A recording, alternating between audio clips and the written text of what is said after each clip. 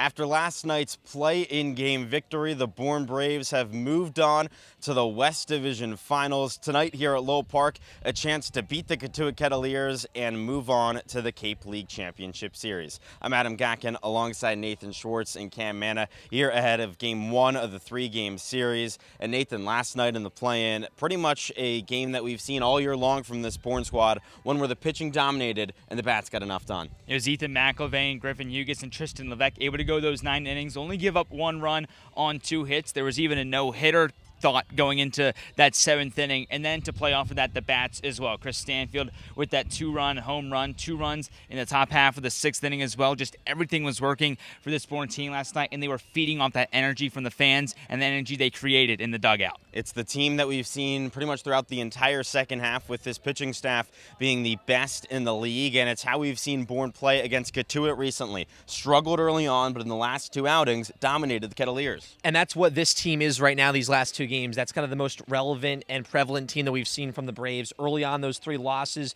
there was 1 here in 5.5 innings, but the last 2, Bourne plays well here at Lowell Park. They win those baseball games. Going back to last summer, Bourne did not lose 1 game here at Lowell Park. They played Cotuit in the West Division semifinals and won that series 2-0. So Bourne has a lot of success here. They've had success against Cotuit in the postseason, dating back now 15 years. So the Braves want to keep that going, but it's good. Like Hyannis, Bourne having that success early going into the postseason. And tonight on the mound, Bourne goes with arguably its best starter throughout the entire season in Chase Meyer out of West Virginia, who after moving from the bullpen to the starting spot has been pretty much completely lights out. Yeah, 13 2/3 innings for Chase as a starter, an ERA at 1.32. He's been electric ever since he made that move to the rotation. He's been a beast. He's been the ace, as you mentioned, Adam. And now just looking to build off of what he did against the Gatemen last week when he went 5 innings, only giving up 1 earned run on 2 hits. What should be a very interesting one here from Lowell Park. First pitch coming up at 4 p.m. as we don't have any lights here, so make sure to stay tuned for first pitch.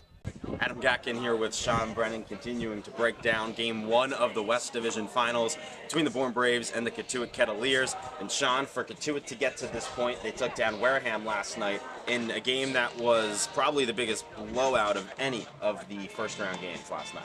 Yeah, and even then, it ended up being a 3-run game, a 7-4 win for Cotuit, but it didn't look like that early. They hit 2 home runs, put up a couple more to go up 7-0, and they were really in control of the game the whole time, and that was a breath of fresh air for this Cotuit team that kind of limped into the postseason. They didn't have a great record in their past couple games heading into the postseason, and there was really a lot of questions of could they hold off a Wareham team that has looked good this entire year. They did that. They put up the runs. Their offense is back, and they're looking to carry that over to today.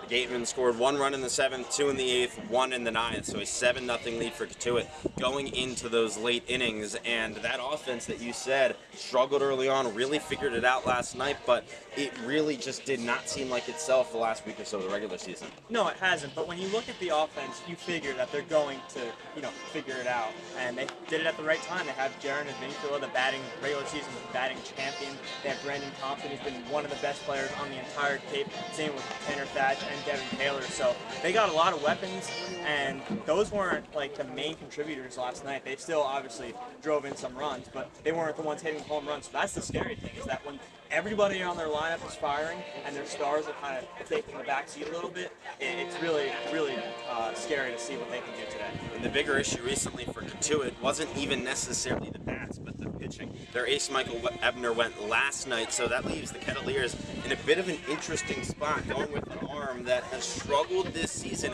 here in Game 1 of the Division Finals. Yeah, Colin McKay, he's struggled, like you said. He has an ERA above 6 in 6 1/3 innings pitched this year. And the big thing about him is he has not started yet on the Cape. He has 3 relief appearances. Like you said, he struggled a little bit. So this is an interesting decision. We're going to see how long he can go and how he can perform in a starting role. You have to think this being a playoff. It's not a win-or-go-home game, but it's a game that can certainly set the tone for the rest of the series. He's going to have a short leash. He's either going to pitch really well or be out of the game relatively quickly. So a lot of questions about the pitching for Cotuit, especially when it comes to its bullpen. What happens after McKay? For Bourne, on the other hand, not too many worries about that, because Griffin Hughes has 5 innings out of the bullpen last night, put this squad in a really good place where they have a lot of innings to work with. So it should be an interesting one. First pitch coming up at 4 p.m. here from Lowell Park. You don't want to go anywhere. It should be a fun one.